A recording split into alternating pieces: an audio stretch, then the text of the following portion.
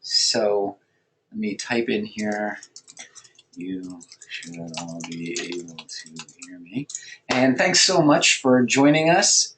Today we're going to talk about volunteers, and some of you may have recognized the first two words of this webinar, relationship rescue. I just wanted to walk you through a couple of things before we apologize to Dr. Phil for stealing some of his thunder a little bit. For those of you who are not familiar with webinar, I imagine most of you probably are. You do have a control panel up on your screen. It does allow you to raise your hand, which you can do, and you can also use the chat window. If you type into the chat window, we will receive that, and we'll try to answer questions as we go along. So if you have questions or comments, just either raise your hand or go into the chat window, and we'll build in little breaks as we move forward. First, I guess, is happy Valentine's Day. And I hope you all have something special planned for later on. For those of you used to listening to hearing me, you probably can tell I'm a little sick. So I have extra blankets and hot tea waiting for me when we're done here today. So let's start with Dr. Phil. This is the book. When we were deciding what we wanted to do this webinar on, we thought, well, it's going to be Valentine's Day.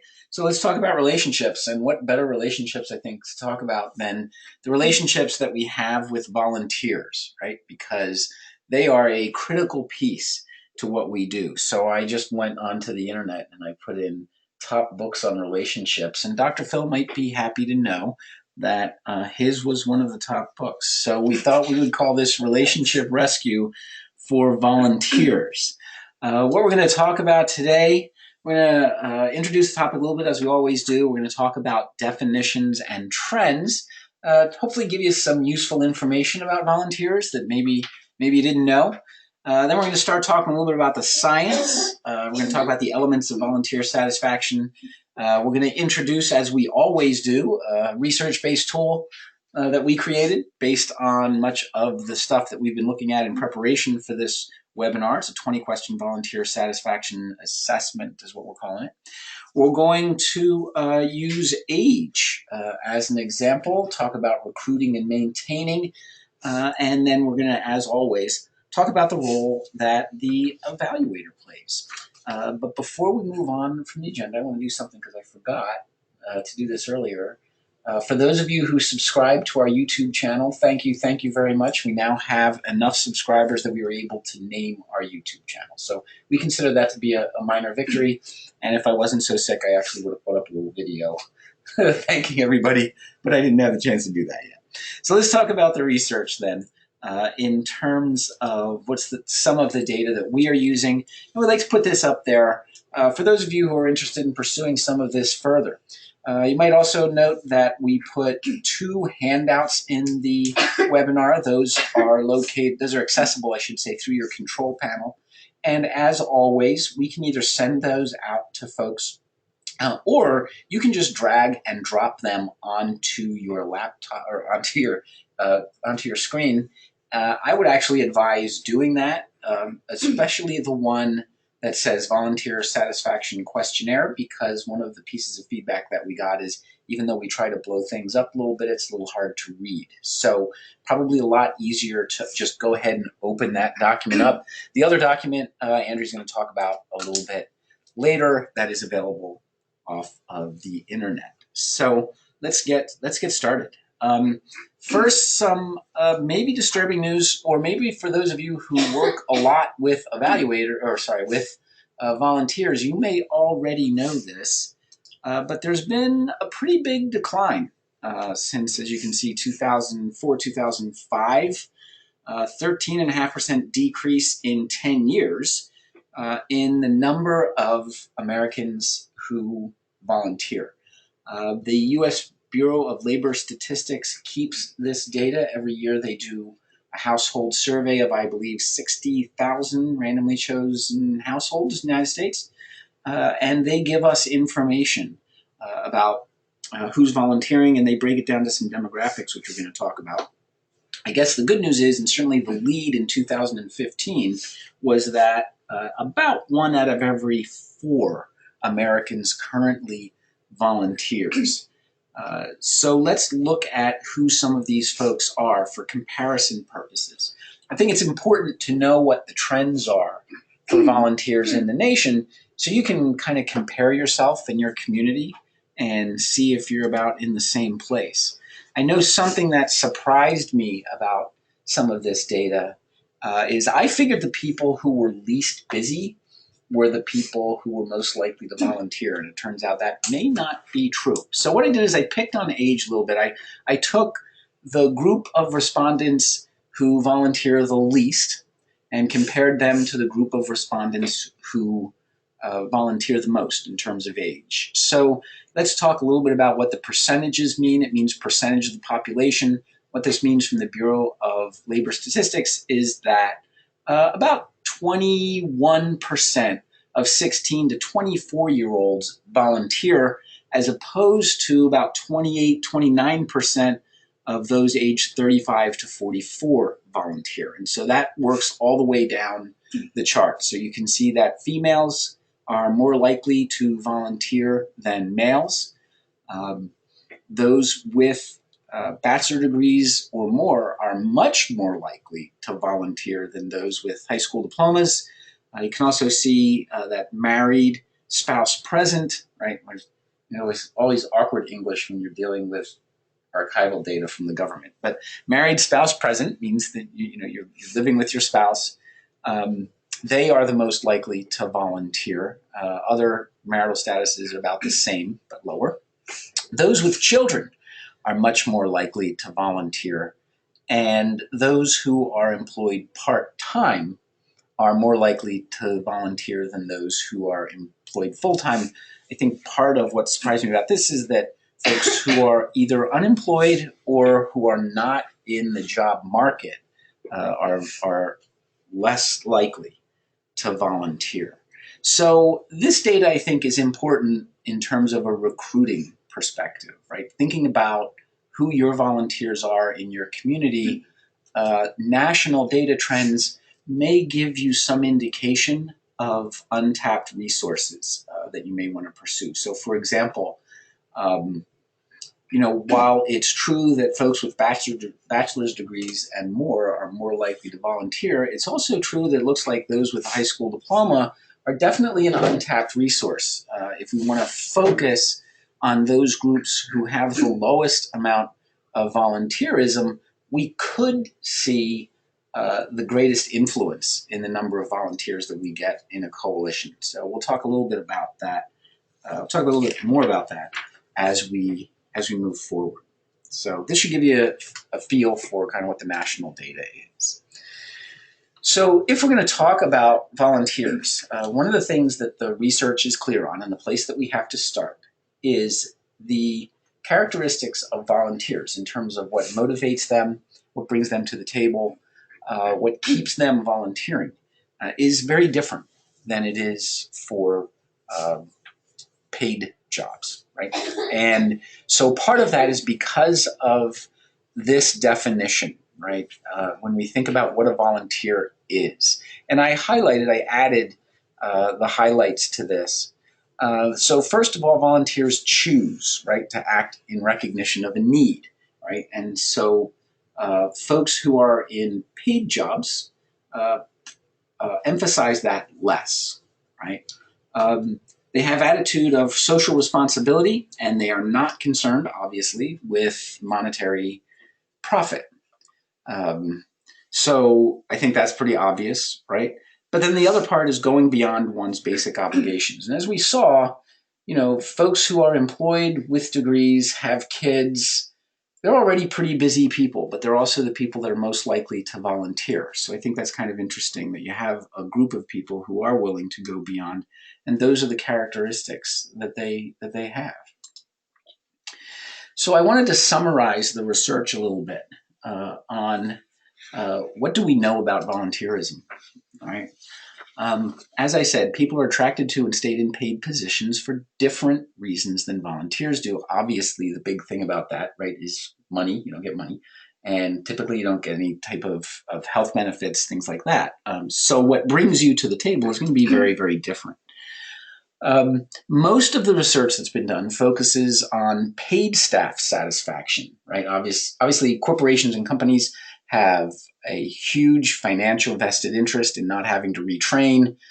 So they're very interested in what keeps people in their organizations as opposed to someone else's organization. In fact, I came across one research study that for a 10-year period, there were about 290 research articles a year for 10 years on paid staff satisfaction and a handful on volunteer satisfaction. So skewed very heavily towards paid staff.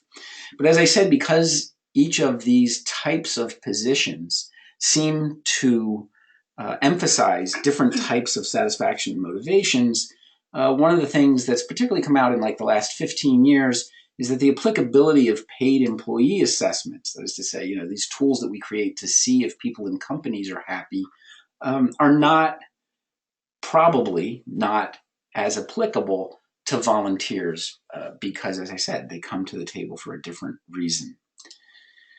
So while all organizational members share concerns, if you look up the organizational literature, right, there's all kinds of issues. If any of you are familiar with that research already, some of our stuff on capacity that we've done webinars on already talks about kind of what are the general things that people derive satisfaction from working in an organization.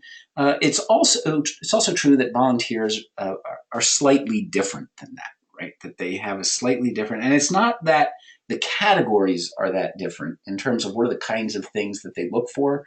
It's what they emphasize. And so let's talk about that a little bit in the sense that any volunteer assessment tool, like the one that we created, should account for these key differences. And so let's talk about what some of these key differences are that will help us determine how volunteers' needs and motivations are different. So first is the act of volition. Right? Volunteering is a completely independent choice. For those of you who are familiar with the criminal justice system, you know that some people are forced to volunteer. The Bureau of Labor Statistics does not count those people as volunteers, right? They only count those folks who make an independent choice. And of course, the overwhelming majority of coalitions of volunteers, over 22 million, are doing it because they choose to do it, completely choose to do it. Their orientation is a little bit different. Social responsibility far outweighs any other motivation, obviously, in terms of pay, right? All of those things, both in terms of why they come to the table and why they stay there. So volunteers orient themselves to their positions very differently than paid staff do. And they also emphasize different kinds of values than paid staff do. In particular, as we get deeper into the research on the next slide, the social rewards and other incidental rewards, which we'll talk about, and Andrew's going to talk a little bit about rewards in detail later, are more important. Money and good benefits, all that stuff, are absent in volunteer, right? So you need to look for other reasons to stay with an organization. I mean, there are lots of organizations that you can join as a volunteer.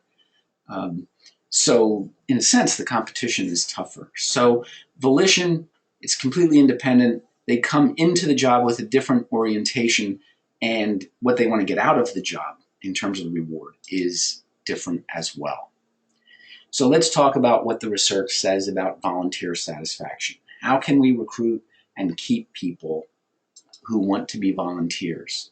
And you'll notice what we're going to do is I'm going to talk a little bit about just kind of what the broad area is. So the first one is communication. And we know that communication is important in all types of organizations. And, to Dr. Phil, I think Dr. Phil would say communication is important in interpersonal relationships as well. But let's talk a little bit about what the research says about communication. And then first, volunteer satisfaction does correlate with the efficiency of communication, right?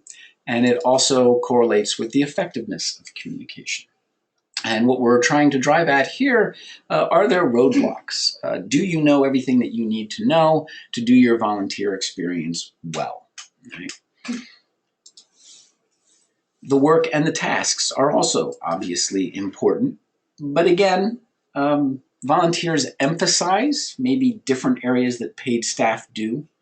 Volunteers are very concerned if they have the skill set. As we'll talk about later, this is particularly true for lower income and minority volunteers or less educated volunteers. One of the things that prevents them from getting into volunteer work is they are afraid that they will not have the skills.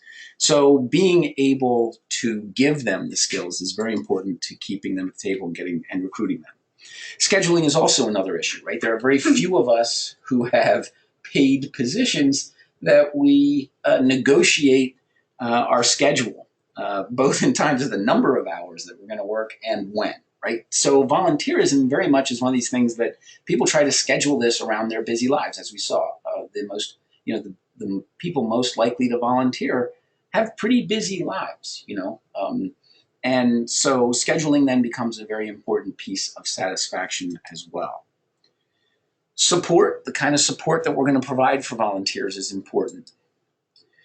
And specifically, are we providing the kind of support around the issues and concerns that are important to the volunteer, right? That becomes the most important piece. You'll notice that this is in italics and there's a little asterisk there, and we're going to talk about what that means. There's going to be a few of these that have that when we get to the end. The other is your ability to solve problems. What I mean by this is, are you given the information and the type of feedback that helps you solve problems as a volunteer? One of the things that really frustrates volunteers is if they're in the field and something comes up, they don't know who to call, they don't know what to do, and problems don't get solved for them. It's very frustrating for them because, remember, what brings them to the table is the desire to do something for the community. And if we cut that off in some reason or make that more difficult, that decreases their level of satisfaction. They're also looking for a group dynamic. And while all of us who work in an office also appreciate group dynamic, as we're going to find out, this becomes critically important for volunteers. Do they have the sense of social interaction, either with other volunteers or with paid staff from the organization? This is a critically important piece, and we'll talk about that a little bit more as we get deeper into this. And along with that is a sense of belonging, this feeling that you belong not just to the organization, but by belonging here we mean, do you have a sense of belonging to the issue, right? Are you able to take ownership of that issue and feel that you're doing something that is of benefit to the community? And the biggest qualifier under benefit is making a difference. Over and over and over and over again, making a difference comes up in the literature as one of the key pieces. And we'll talk about this a little bit later, because if you don't have, quite frankly, if you don't have a real good evaluation, then sometimes it's hard to show people how what they are doing is making a difference. We're going to talk about that. And then appropriate rewards. One of the things that Andrew's going to talk about is this reward structure. I know that when I first started in coalition work, for example, I assumed that the reward structure for what I needed at work was going to be pretty similar to what volunteers need in the community. And Andrew's going to talk about that is not necessarily true. They look for different rewards, again, because they have a different orientation. So the asterisk then and the italics indicates that support, group dynamic, and benefit are the three key indicators of satisfaction as a volunteer. That communication work tasks are less important. In fact, some of the research even goes so far as to say that skills don't matter at all, that people developing new skills don't matter at all. But they're very clear that support, group dynamic, and benefit are critical to coalitions. There's two of them, I keep saying coalitions, are critical to volunteers. So this probably doesn't surprise anybody, right? That joining and staying are also motivated by two different types of things.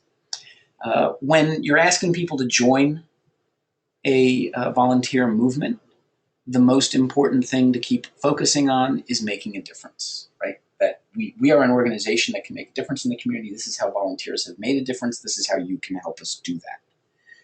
Once you're already on board, though, the social aspects of the organization, and I use the word friendships here intentionally because the research brings that up, that when people are asked to talk about or to write down what's the most important social element of volunteer work, they say developing friendships, either in the organization or with other volunteers. So these are the two key pieces.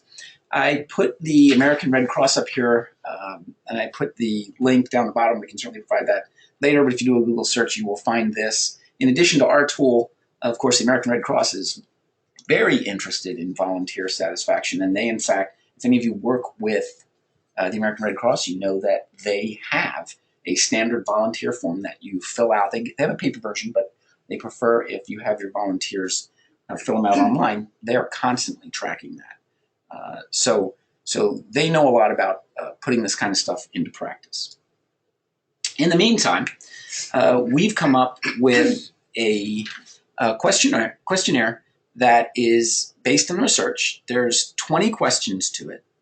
And like most of our stuff, right, this is research-based. It has not been put out there for the test of validity or reliability, but what I tried to do in the 4 or 5 research studies that we looked at, I tried to come out with basically the 20 kinds of indicators that we would look for given the 5 key volunteer satisfaction correlates that we just described. So we're not going to go through these individually, but let's talk a little bit about the instructions that are written on the top. And that seems really big and bright on my screen. The purpose of this form, the same as most of our questionnaires, most of the templates that we come up with, right, is in the name of good evaluation, in the name of good data gathering. One of the things that we're really interested in is how do you begin a conversation about, in this case, volunteer satisfaction, right? So that's what the purpose of this sheet is for. Because of that, it's very flexible in terms of how you can use it. I've listed basically 2 ways that you can use it, right? You could use it anonymously. This is particularly helpful, I think, if you are an organization that has a lot of volunteers. So you could use it anonymously, having people fill it out. We like anonymous surveys sometimes because some of the questions in this survey will ask things about the organization. Does the organization provide this? Does the organization provide that? And there are people who are working for an organization, they may love the organization. They may not feel comfortable if they're identified as having negative responses to some of these organizational questions. So there is a benefit in using anonymous surveys. If you do it anonymously, as we'll talk about in a sec, you're collecting a different set of data. You're going to look at it and synthesize it differently. You can also, this is particularly true if you have smaller volunteer groups, have people put their names on it, right? And use this as a tool to help develop what we would loosely define, I guess, as a volunteer satisfaction plan, right? Find out the kinds of things that they may think needs improving, and then work out a plan with them on how you intend to address those issues and those concerns for them. You also could do a combination of both. Something that Andrew and I were talking about earlier is you could, for example, if you have a large organization with a lot of volunteers, maybe you want to give a lot of people the anonymous survey, but then sit down maybe with focus groups and talk to them a little bit about using this tool. What does it look like for them? What does it feel like? Does it address all of the needs that they think are important, right? So there are different ways that you can use this, and by no means have we said that, this is something that encompasses all the things that may lead to volunteer satisfaction. These are just 20 themes that come up if we look at the literature. Right? So we'll talk about the role of the evaluator a little bit later in using this and how does that happen. So once you give this survey, whatever model you choose to give it under, there are some things that you may want to look for. Right? So one is trends. Are you getting better at satisfying your volunteers, or are you getting worse over time, right? So we're going to look at the overall scores over time.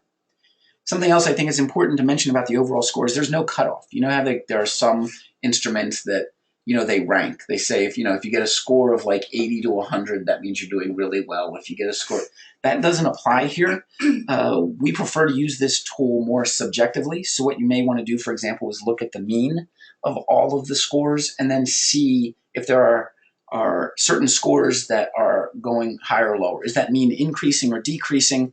And also are there specific questions that are increasing or decreasing around the mean? So you can be able to calculate the mean for each question and figure out if you're going up or down in certain areas. The other is the snapshot version, right? Let's look at the data as it is now for our current group and think about how specific types of questions comparatively rank compared to other questions. So this gives us the answer of, for this group of volunteers that we have right now, here are the things that they think we're doing really well, and here are the things that maybe we need to improve on a little bit. So when you use the instrument, there's lots of different things you can do. As I said, you could have individual conversations with volunteers, and this could be either anonymously or not anonymously, right? And one of the things that I'm really big on is if you're going to do group questionnaire data, that's a great leaping off point. So maybe I want to get a focus group, together and start having a conversation with folks. Or I'll sit down with specific individuals and ask them about this, right? It also allows us to identify untapped resources, right? And talk about getting the most from our efforts. Are there areas that we could be improving on? Particularly when we talk about different kinds of volunteers, one of the things that the data is very clear on is that demographically, there are very different needs and motivations depending on age and income. Even race and ethnicity are important. So this gives us an opportunity to figure out, are there certain things that we're missing within certain groups? And we're going to talk about age as an example in just a minute. That will then allow us to develop a plan of action for how we're going to improve as an organization in keeping our folks satisfied. And as I said, we can either do that at the individual level or at the group level. And of course, we would use some type of survey or questionnaire and maybe some type of interview process to keep checking our progress. Are we getting to where we want to be as we move forward? All right. So what does that have to do with this slide? Let's talk a little bit about what this slide is. I wanted to include all of the age groups here, and I wanted to talk about age as an example. My hope is that if you are currently working with volunteers, you probably have some idea of the demographics of who they are, right? There's probably some type of record keeping that occurs. Again, that adds the fact that when you're talking about using an instrument, any instrument, the Red Cross instrument, for example, has built into it those demographic questions. You may or may not want to build those demographic questions in, depending. But let's suppose that we have the age group distribution of our volunteer base. And based on national data or maybe data on surrounding locations, we think that we could do better with using older community members as volunteers. Maybe we don't have enough. Maybe a lot of the volunteer opportunities that we have would benefit if we had older community members and that our clients would be better served by them. So let's pretend that all of that is true. The place I wanted to start was just show you the data, right? 35 to 54, most common, and then you'll notice that it starts to drop off as you get older. So if we want to start recruiting or maintaining folks who are at, on the right-hand side of the screen, we really need to be able to understand their unique needs and motivations that they have for volunteering that may be different from someone who's 35 to 44. So Andrea's done a lot of research on this topic in terms of the age. So she's going to talk about some specifics, starting with why, for all of us, this relatively untapped resource might actually be more of a resource as time goes on. So, Andrea, take it away, because I'm losing my voice. Okay, so I have a little bit of a throat thing going on as well. Thank you, Bill, for making it sound like I'm a highly well-known expert in the area of engaging older adults. I did do some reading, and that is what I'm going to present to you today. I will say that, and for those of you who have been on webinars before or who read our bios, that I am the leader of a substance abuse prevention DFC funded coalition in New Hope, Pennsylvania, and this is something that we're starting to think about, and that is engaging older adults. There are a lot of places that we want to be, that with our just a few staff, three of us are all part-time, and we have to make some serious decisions about where we're all going to spend that time. And so I think that maybe one of the ways that we could have more presence at some of the events that are happening in the community and the tables and distributing information and pamphlets and things like that might be a really great way to engage older adults. So I definitely had an interest in this, and hopefully you all will as well. So what do we know right now? We know that something very strange is happening with the computer right now. Okay, sorry about that. So we know that the number of people in retirement right now is growing substantially, and that these people have a lot of really highly valued skills. We work a lot with young people. We want to develop their leadership skills, and they do require, young people require a lot of hand-holding, not in a negative way, but a lot of development and training. And the interesting thing about older people is that many of them have had highly skilled technical careers, and we could really be taking advantage of this. In fact, there was one study that actually looked at older adults working in the community and found that older adults really already had the skills needed to observe and record and report information about different environmental issues in the community. So again, older adults might require a little bit less training and development than younger leaders, and I think that that's important. They also have strong community connections that could really support our work.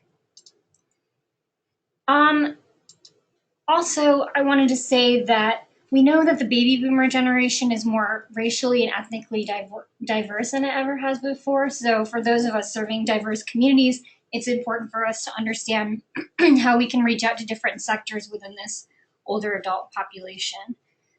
You can see here on the screen, there's a lot of research that shows that volunteering is associated with physical and emotional health benefits for older adults. And so I think that this is one way that we can talk about the opportunities to folks in the community by telling them about the importance of volunteering and the impact on our health. There's quite a bit of research on that. So there's this research study that I wanted to share with you, and it identified best practices for recruiting and retaining older adults in volunteer programs. And really the goal was to review a bunch of different studies that meet a certain criteria. Here you can see they came up with 16 articles. They were scholarly research articles. They were all based in the United States. All of them had a race, ethnicity, age, gender piece to them. This was important for the researchers because they really wanted to look at, particularly since baby boomers are so much more ethnically and racially diverse than ever before, they wanted to get a little bit of information about how we could maybe target some of our efforts toward minority groups that are traditionally unrepresented. And they were published between 2006 and 2014. So what did they find? You will see that a lot of the same, they came up with 7 components that they found were important as best practices in the recruitment and retention of older adult volunteers, including those, again, from unrepresented groups. And you'll see that many of the themes that I'm about to go through, these 7 components, are things that Bill just discussed. But I think there are some key differences that can really help guide our work with this group in particular. So first we have personal invitation. And I think that this is something that I think a lot of us are aware of, but maybe we don't think of it as being a research or an evidence-based practice. But it's true that what they're finding in the research is that really being personally asked by the organization or by a family member or a friend is an effective way to recruit and engage older adults. And I know that because of the importance of these kinds of referrals, our coalition is actually planning on implementing a buddy program for existing members so that they can help recruit a friend and a family member and continue to support that person as they continue their work with the coalition. So that's something that we're thinking about. But I really think that this research reminds us that we should be thinking of ways to target our outreach to older adults by learning about, who has connections with organizations that serve older adults, or thinking about the venues where older adults are. I'm thinking that the faith community, for example, is probably a great entry point for personal invitation, maybe an invitation from a faith leader might be something worthwhile.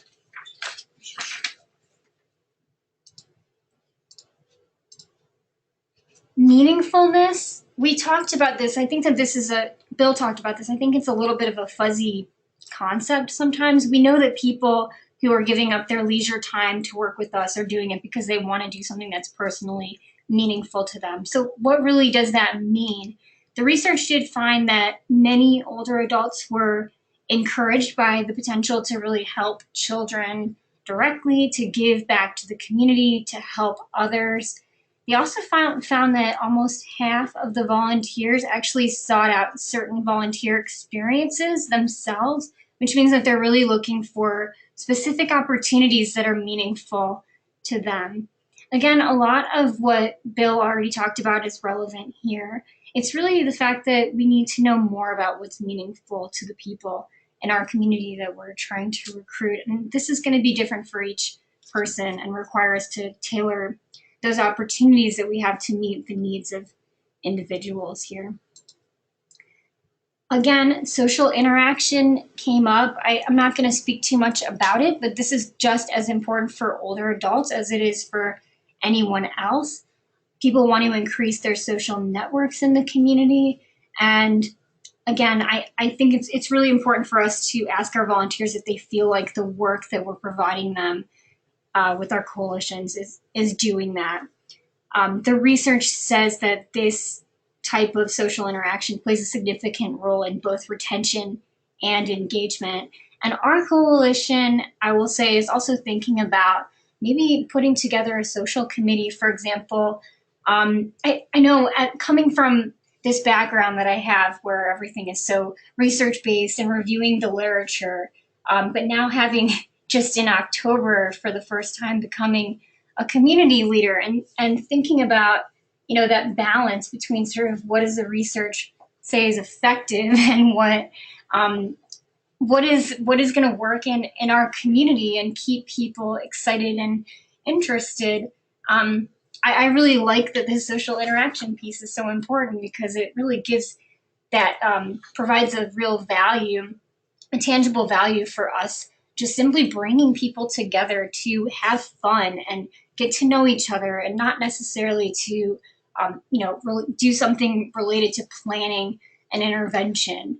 We really need to keep the motivation, the excitement, the bonding with others, keep that going.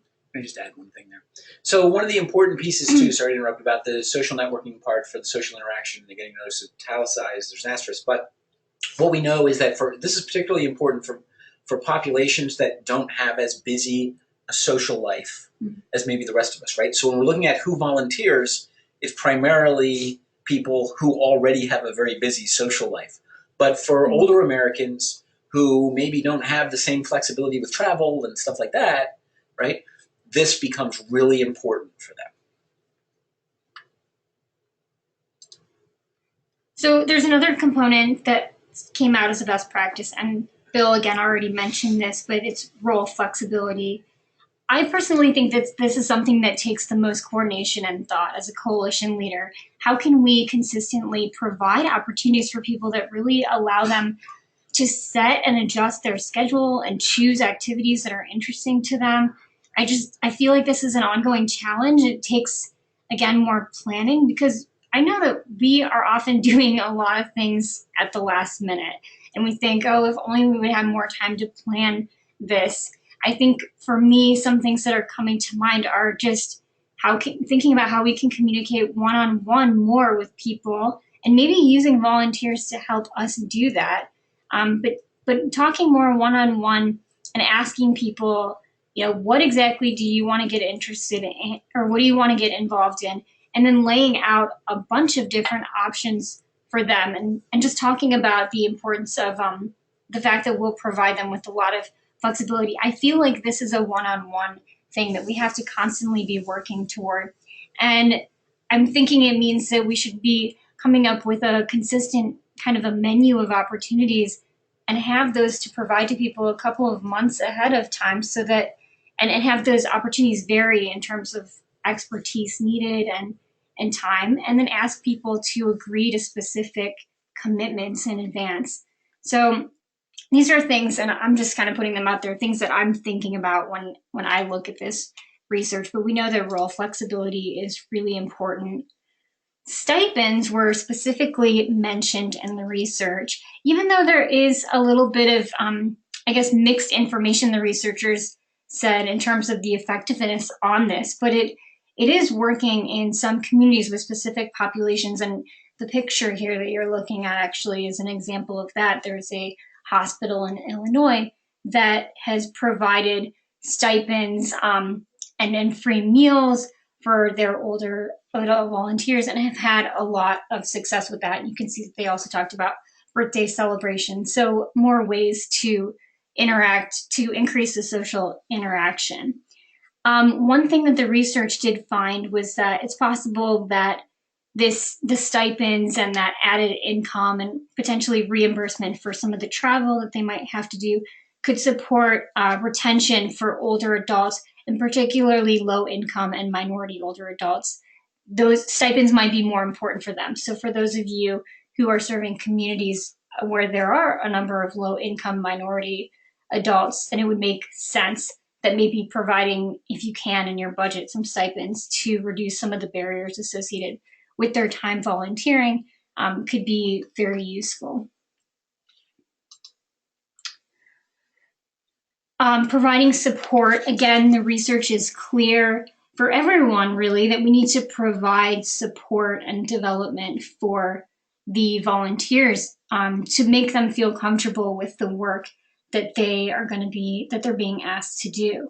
In fact, one study pointed out in this literature review that one of the greatest concerns for volunteers at the beginning of their experience was whether or not they would be able to successfully carry out the work. So this really points the need for us to be able to reduce any initial anxiety that people might have about the work and to really set them up for success.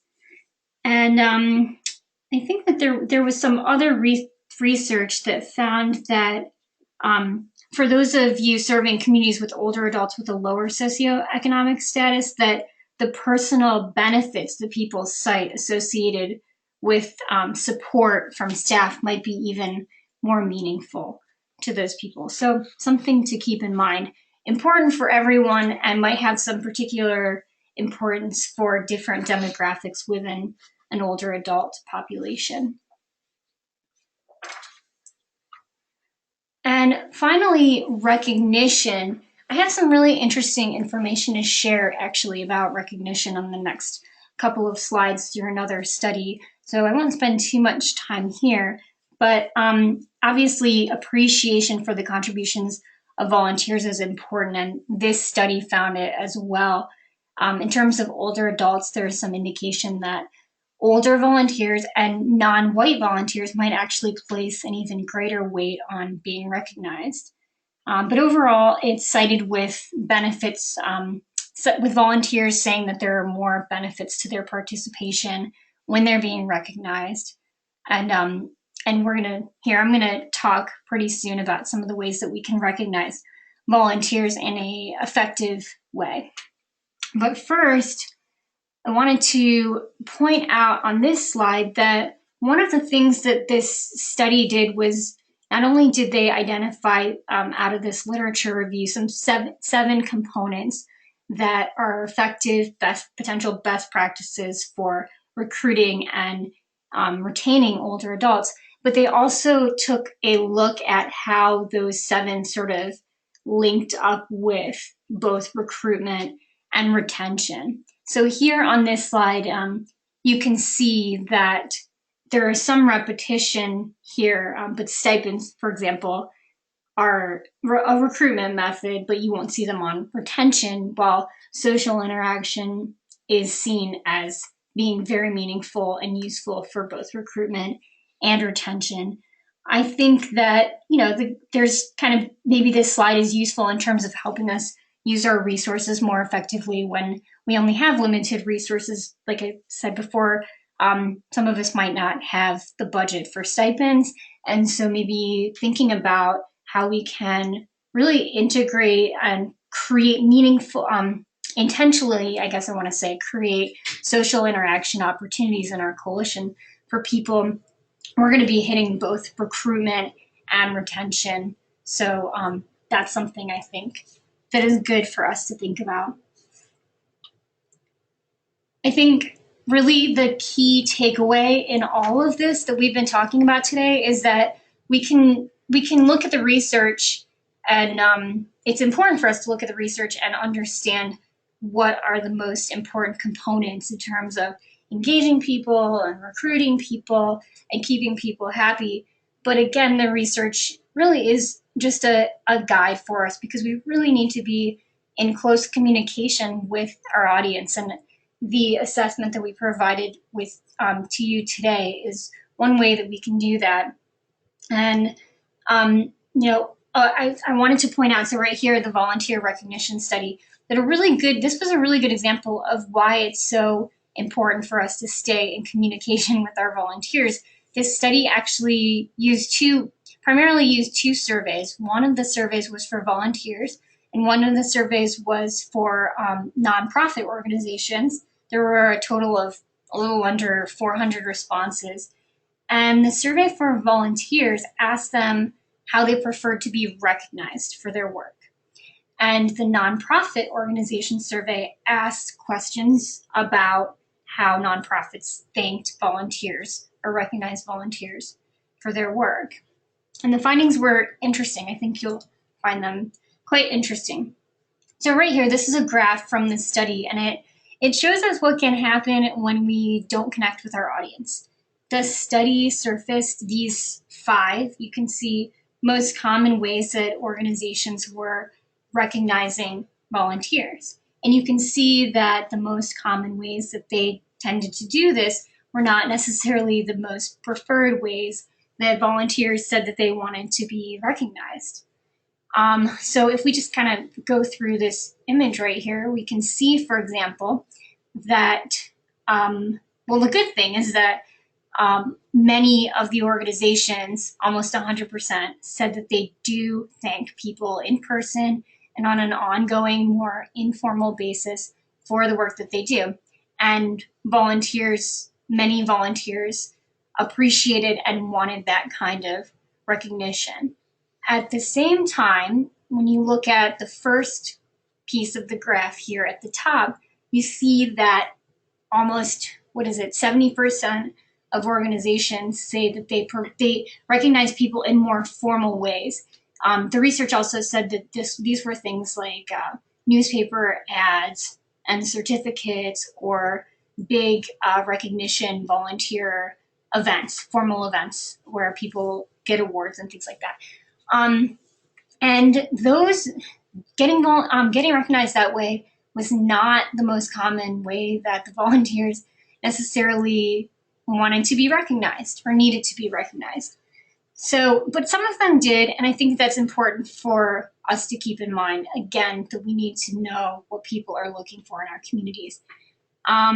What was the other? There was something else that I wanted to tell you, because there was a side note, which was that young people actually, and I just wanted to make sure that you knew this, they actually do prefer more formal ways of recognition versus older people. So that is something to point out, that this slide doesn't tell you that for older adults, they seem to be less concerned with formal sort of ways of recognition, but for younger adults or younger people, that's different.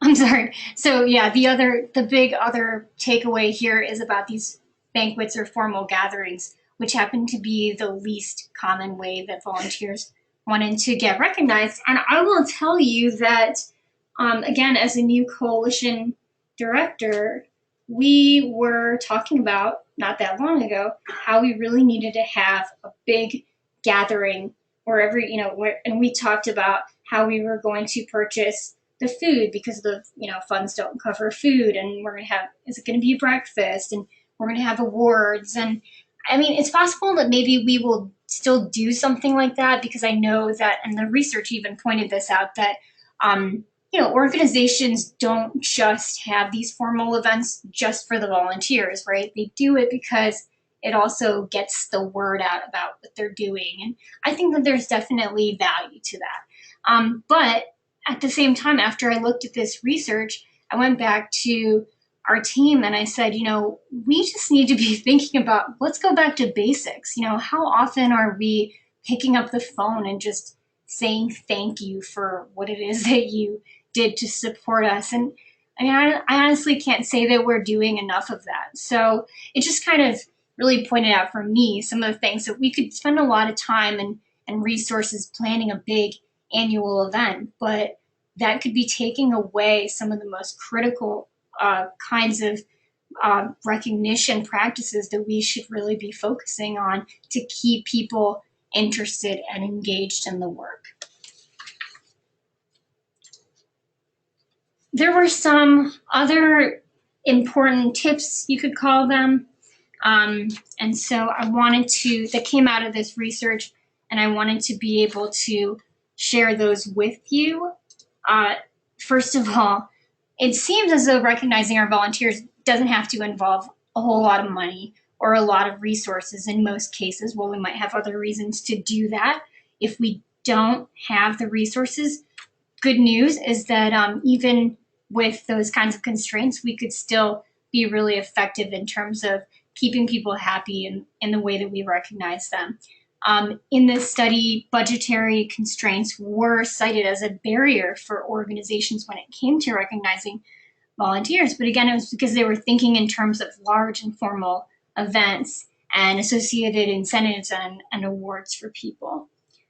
One thing that really stood out for me is that, oh, that's funny, that's not supposed to be 2 bullets, but one-on-one, year-round kinds of recognition, which we already talked about, is important.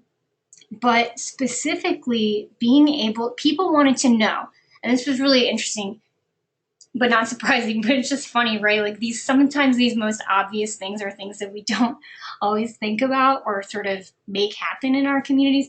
But how do we link their specific involvement to real measurable impacts or outcomes? And I know that when in coalition work, we're thinking about, we have these long-term behavior change outcomes, but there are a lot of other types of outcomes that we could be thinking about. So when we pick up the phone or when we thank someone in person or write a letter or have a little highlight in one of our newsletters, for example, about what a member did, let's actually say what that person specifically did and how that contributed to something within the organization that is taking us to the next step.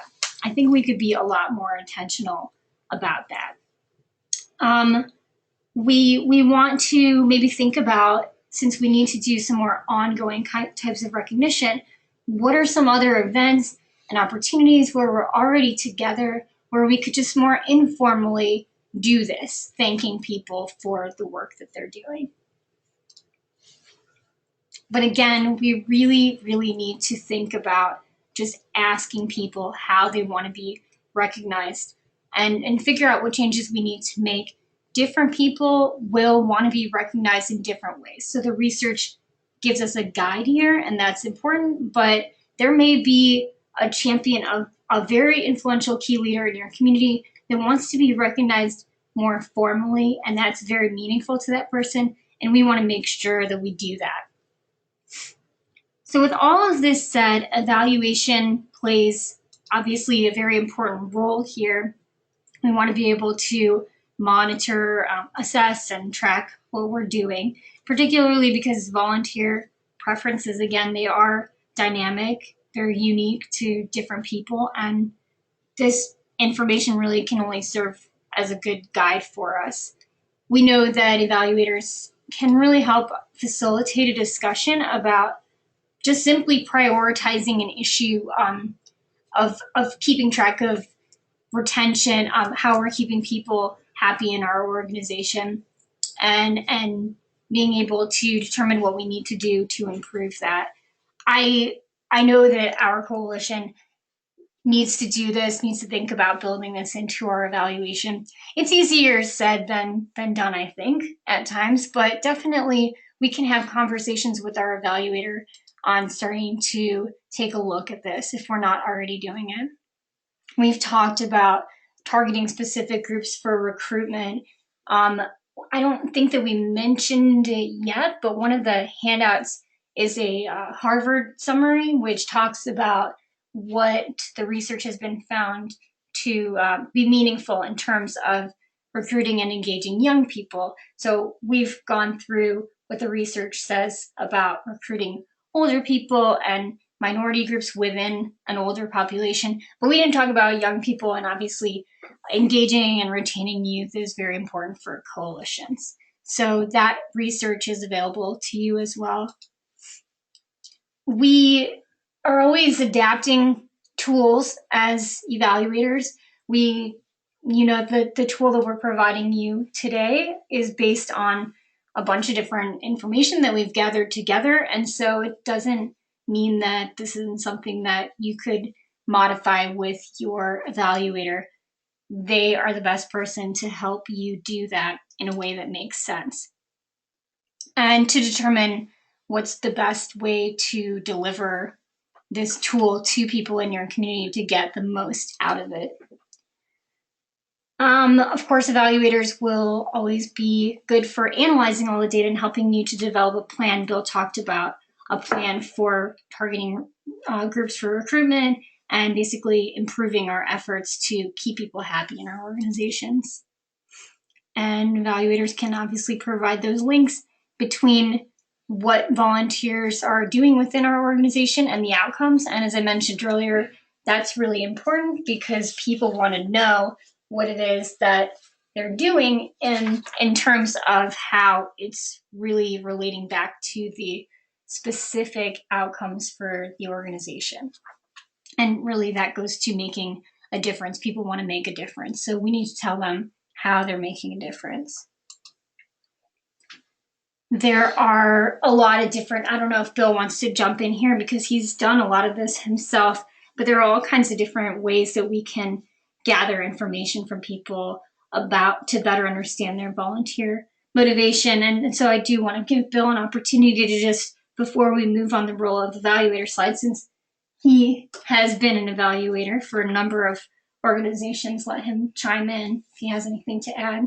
Yeah, I think some basic rules of evaluation for those of you who do evaluation, apply here, right? Communicating with an audience, being able to gather data in an appropriate way. So when we're putting in there, for example, tool delivery method, is it better to do it online? Is it better to do it at volunteer events where you give out hard copies and tell people they have a week to send it back? Like, these are really important issues, especially if you're dealing with certain populations that may have more or less internet access, right? That might be important. The kind of language that you're using. Certainly the tool that we developed was something that is very generic, but it's also possible that if you're dealing with audiences who are not at that reading level, or who English may be a challenge for them, right? One of the big things I think that comes out in research, and certainly my experience with volunteers, is, it's important for an organization to think about the different things that you're doing that may just create another hurdle for someone to volunteer, right? There's plenty of hurdles already for volunteering, just in terms of time and resources that you have as an individual, but we don't want to add things like language and those things that we can just easily change.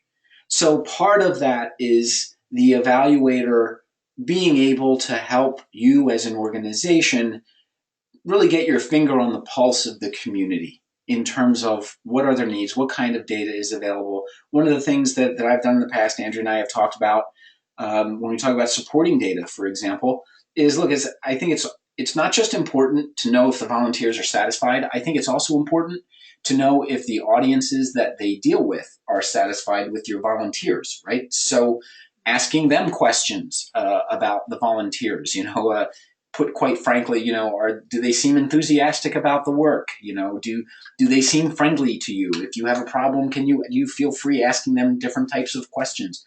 That's not just an indicator of client satisfaction, but it also is going to be an indicator of volunteer satisfaction. Because if people are coming back and they're saying communication with your volunteers is really difficult, well, it's going to be difficult for both groups. And so that's going to be a good indicator of some of those communication variables that we talked about earlier, just by asking the clients, are you able to communicate well with folks? So it's I guess being able to mix and match. I would say from an evaluation standpoint, the most challenging is the second to last one, right? Providing meaningful links, because it is difficult sometimes we just have to be careful in terms of how far we're willing to go.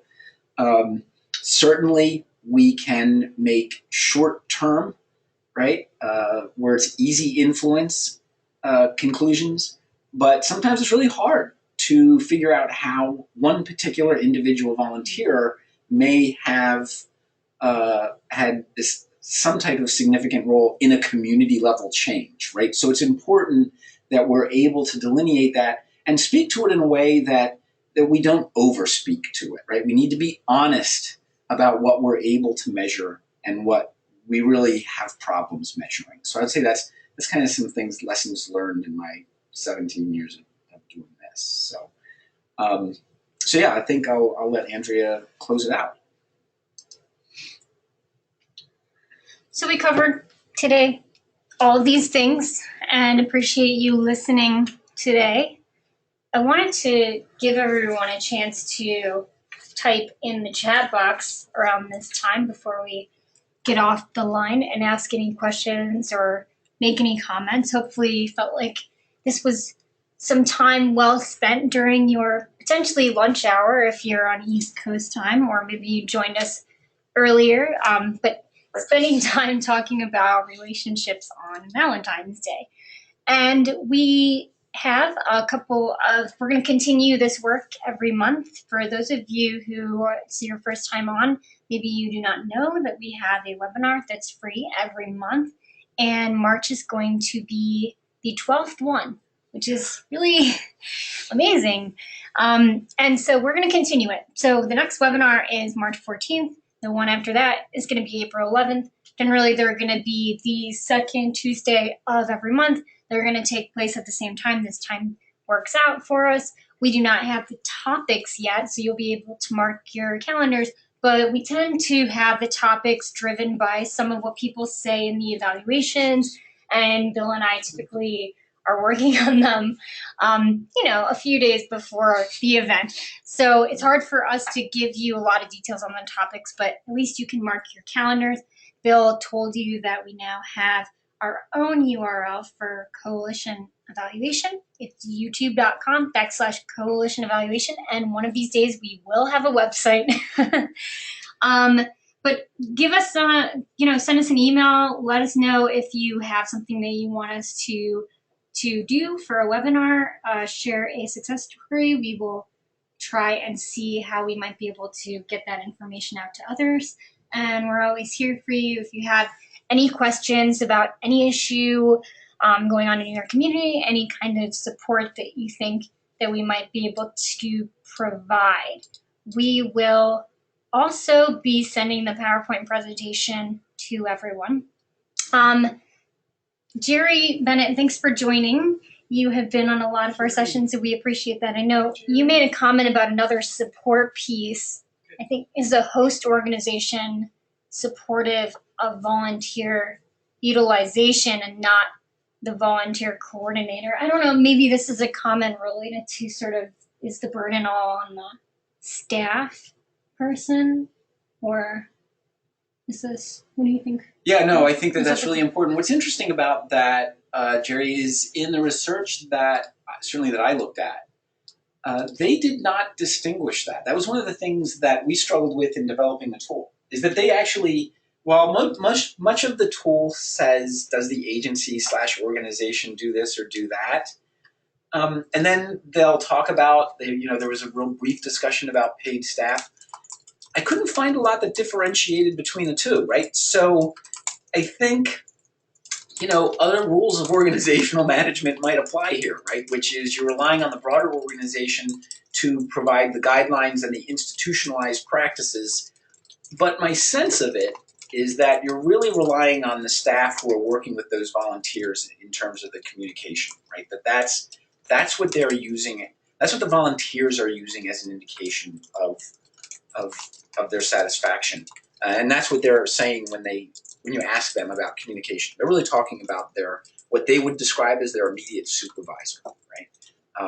And I was just thinking, what's interesting about that as well is that I had just thought of this, that we're actually volunteers because we do this every month. and you great folks are our clients. And I just want to thank you because this webinar series started as what we thought was going to be like a 3-part webinar. So remember that? We had conversations about a 3-part webinar series on coalition evaluation. And here we are circling around the first lap of a year. And that is because of the enthusiasm and all the comments and all the stuff that you guys bring to the table that we're able to do that. So yeah, so thank you for that. I really appreciate that. So then, yeah, will the host agency give time, talent, space training to the, right, that's exactly right, right? So it's up to Jerry, sorry, I know you can't read it. Jerry had again suggested, will the host agency provide a whole range of things? And that's really the role I think that I get out of research, certainly out of my experience, that it's up to the folks who are not in regular, sometimes day-to-day contact with volunteers, those administrators, those top-level folks, they're the ones that provide the playing field for our volunteers. And if they are not committed by providing, as you said, Jerry, the space to have these conversations, sometimes physical space, but certainly time, if they are not supportive. So if, for example, we do this and we find out that much of our folks would like to have their transportation paid. This was a really important issue, by the way, especially for lower income, right? So you have a lot of older folks and a lot of, there might be rural or frontier issues with transportation. Not everybody drives. And so are you willing to pay people their bus tokens, to get to their volunteer stuff? That all has to be done at the upper level. And if you're not getting that kind of support, it becomes a real challenge. So yeah, Jerry, I definitely see 2 different roles depending on what your contact is with the volunteers on a regular basis. All right. Well, thank you again to everybody. Once again, happy Valentine's Day. And I'm gonna go we find a will blanket. continue to stay in touch with all of you. Have a wonderful week. And we look forward to connecting with you again next month on March 14th. Take care. Fill out the evaluations, please. You'll get an email in an hour. So we'll stay on if there are any last minute questions as people sign off. If you want to raise your hand, if you want to talk to us, you can do that too. So we'll be on for another like 5 minutes or so.